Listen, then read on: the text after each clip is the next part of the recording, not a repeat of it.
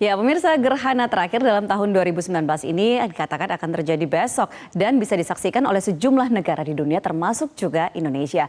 Meski dikatakan tidak mengesankan seperti gerhana matahari total yang terjadi pada tahun 2017 lalu, tetapi tentunya gerhana matahari kali ini akan tetap menarik untuk Anda saksikan.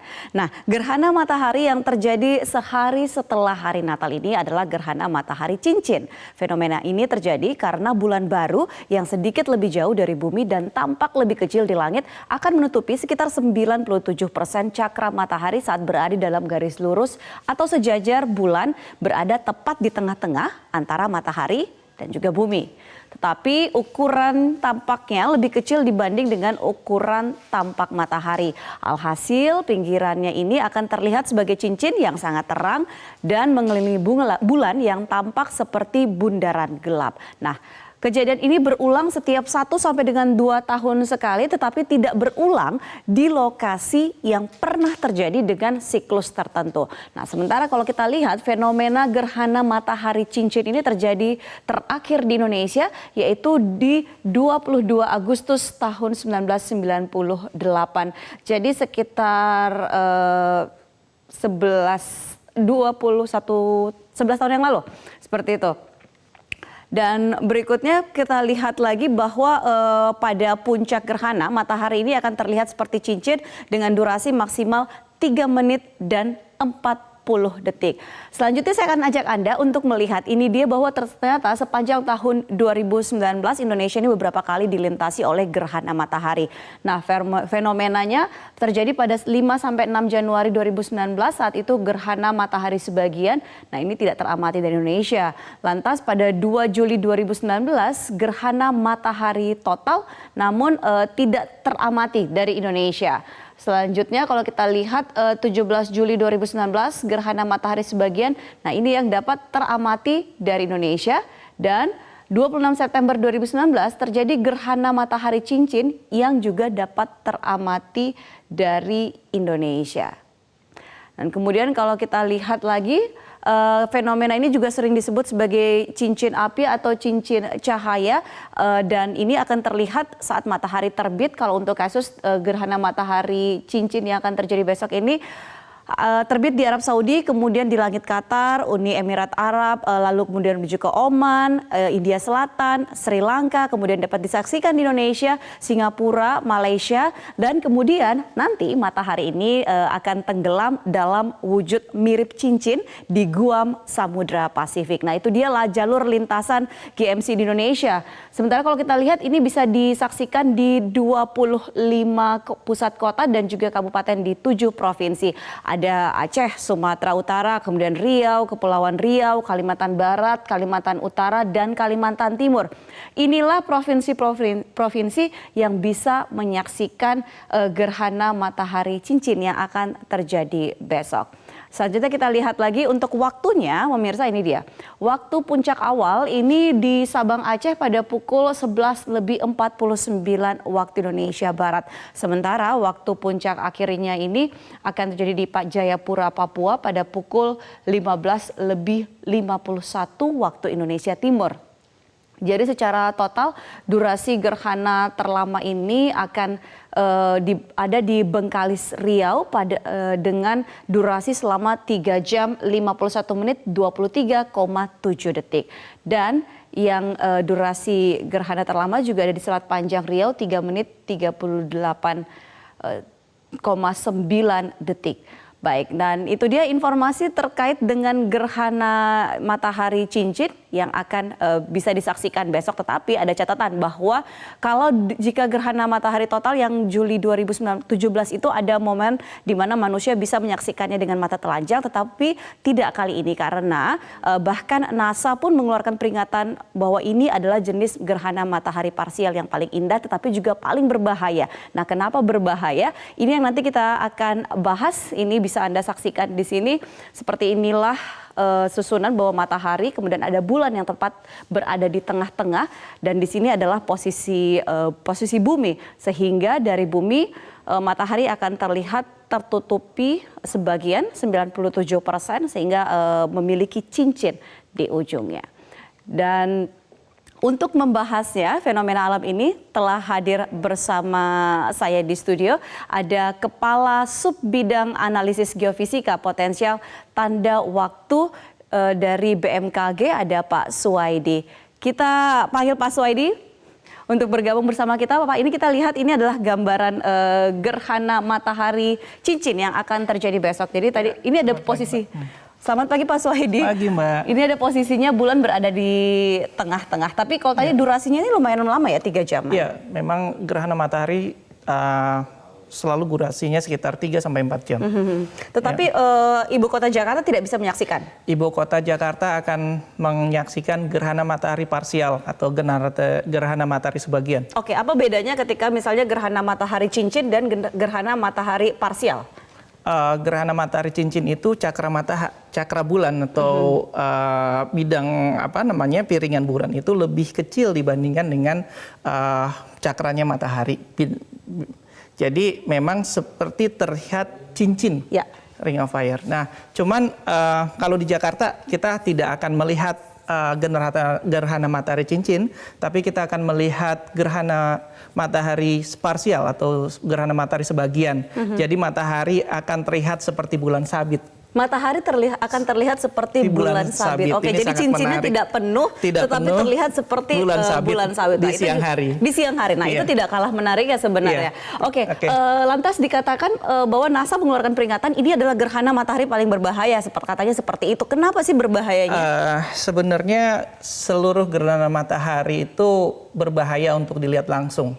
Jadi dia tidak bisa dilihat langsung karena sinar ultraviolet yang secara tiba-tiba ketika terjadi kontak itu akan menghasilkan gelombang elektromagnetik atau ya dia sehingga mengganggu retina. Oke. Nanti seandainya kalau kita masyarakat melihat gerhana itu jangan melihat full, harus menggunakan kacamata filter ya, yang aman terhadap mata. Kemudian walaupun kita menggunakan kacamata filter, jangan melihat terus-terusan, tapi disarankan 5 menit sekali kita istirahat. Oke, nah ini kalau kita saksikan di layar kaca ini sedang ada ataupun gambar video ketika terjadi gerhana matahari cincin. Yeah. Nah, ini kan ada fase-fasenya. Ini tahun 2016, ada fase-fasenya gerhana matahari itu yang mana sebenarnya fase yang masih aman. Yeah. Kemudian mana ataupun dari awal bahwa kita memang dari sejak awal tuh udah harus pakai kacamata filter, Pak.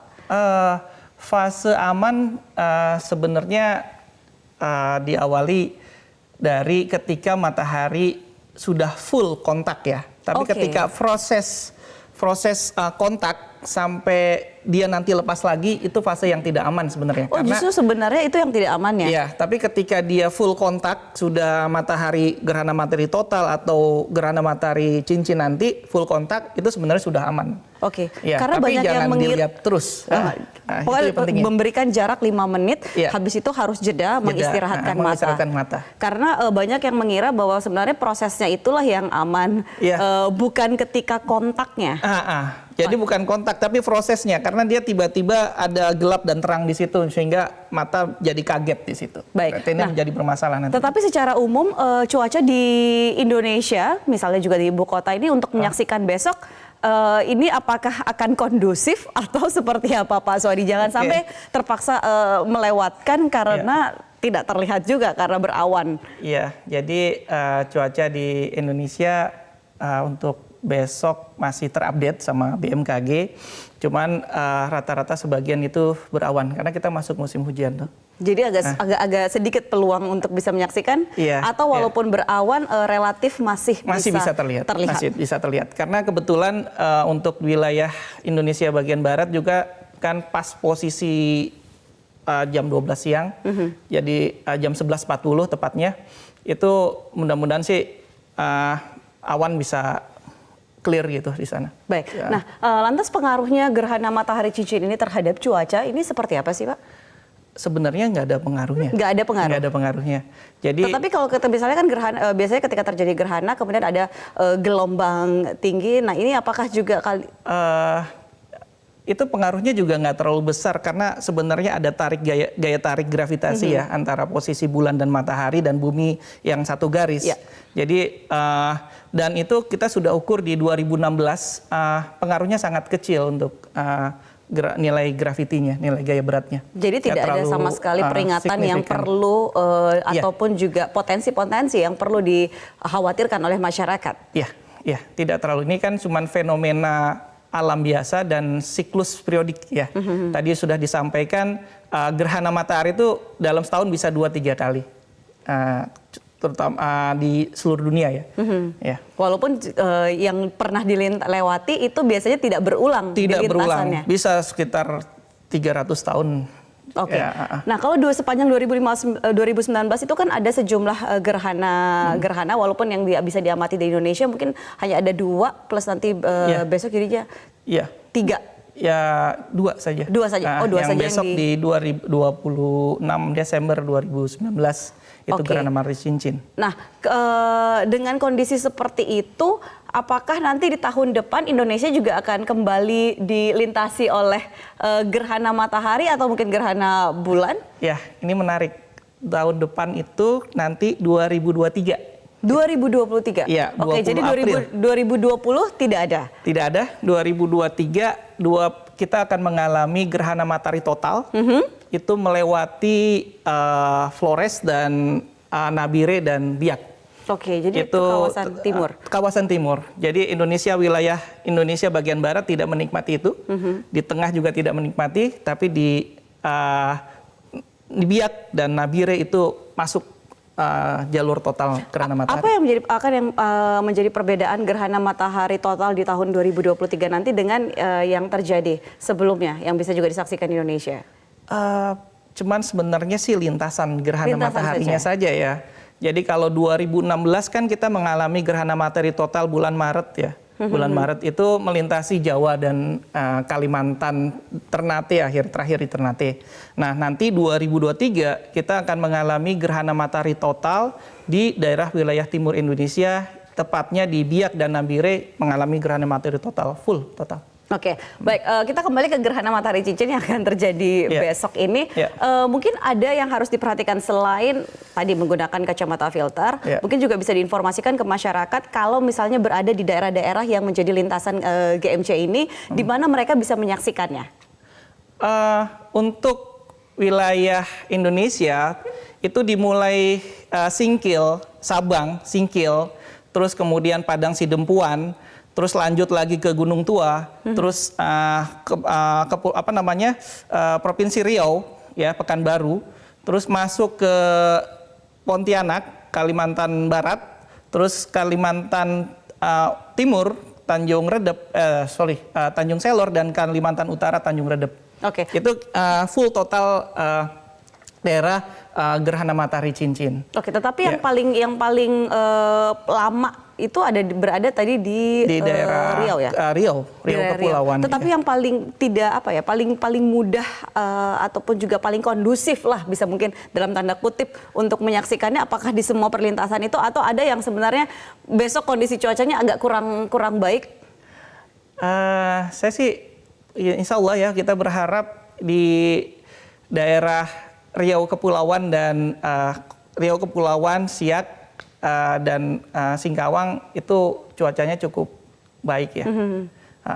Nah, kemudian kalau misalnya kita lihat gerhana matahari cincin itu 2023 baru akan terjadi, tapi itu gerhana matahari total. Nanti 2023 gerhana matahari total. Tetapi cincin ini berarti tidak akan terjadi dalam beberapa tahun. Tapi nanti dia ada lagi muncul sekitar 2031, 2042 gitu. 2031, oke. Berarti masih panjang sekali. Iya, dan saya udah tua kayaknya. Nah, sebenarnya Indonesia itu diuntungkan nggak sih Pak dari sisi lokasi, dari sisi wisata Pak? Pertama wisata, iya. Tetapi nggak lokasi bahwa kita kan berada di ekuator. Nah, untuk perlintasan misalnya gerhana ataupun juga komet seperti itu, ini ada keistimewaan atau ada diuntungkan nggak sih Indonesia? Sebenarnya karena lintas kita hidup di ekuator bumi, yaitu di garis tengah, maka dalam beberapa waktu kita sering dilintasi gerhana matahari karena dia posisinya pas di lintasan ekuator ya. Itu sangat punya sumber daya untuk meningkatkan pariwisata di Indonesia sih sebenarnya. Nah, dibandingkan daerah-daerah lintang tinggi yang dia bisa panjang proses kapan gerhananya lagi. Karena di lintang low latitude ya, lintang rendah. Nah, kalau dari BMKG kan juga menjadi salah satu pihak yang ikut mengamati setiap kali terjadi fenomena alam, baik itu gerhana ataupun juga fenomena lainnya. Tetapi kalau melihat animo masyarakat dari tahun ke tahun, apakah masyarakat juga sebegitu tertariknya, sebegitu excitednya untuk menyaksikan fenomena-fenomena alam, utamanya yang berkaitan dengan pergerakan benda-benda luar angkasa ini? Oke. Jadi salah satu tugas dan fungsi BMKG itu adalah memberikan tanda waktu, Mbak. Jadi kita adalah National Time Service Provider. Itu yang paling penting. Jadi Indonesia tanda waktunya itu diberikan di BMKG. Kita membagi dua tanda waktunya, yaitu astronomical time. Nah, astronomical time itu salah satunya adalah tanda waktu bulan baru, ya, bulan baru hilal, ya. Kemudian terbit terbenam matahari, itu kerjaannya BMKG. Kedua adalah standard time. Jadi waktu time nasional Indonesia itu tanda waktunya dari BMKG. Kayak WIB, WITA dan lain-lain. Itu untuk standar nasional kita punya jam atom. Nah, kita memberikan service provider, National Time Service Provider. Dan perlu diketahui bahwa ini adalah bagian dari kedaulatan bangsa. Jadi semua masyarakat bisa menggunakan GPS, tapi GPS ternyata ada selisih waktu yang tidak tepat ketika terjadi transaksi elektronik. Nah, kita bermainnya kalau transaksi elektronik itu kan bermainnya di per 1000 detik. Nah, untuk itu maka masyarakat disarankan untuk masuk ke atau terkoneksi dengan jam BMKG. Kita punya alamat ntp.bmkg.go.id atau jam.bmkg.go.id. Itu server kita,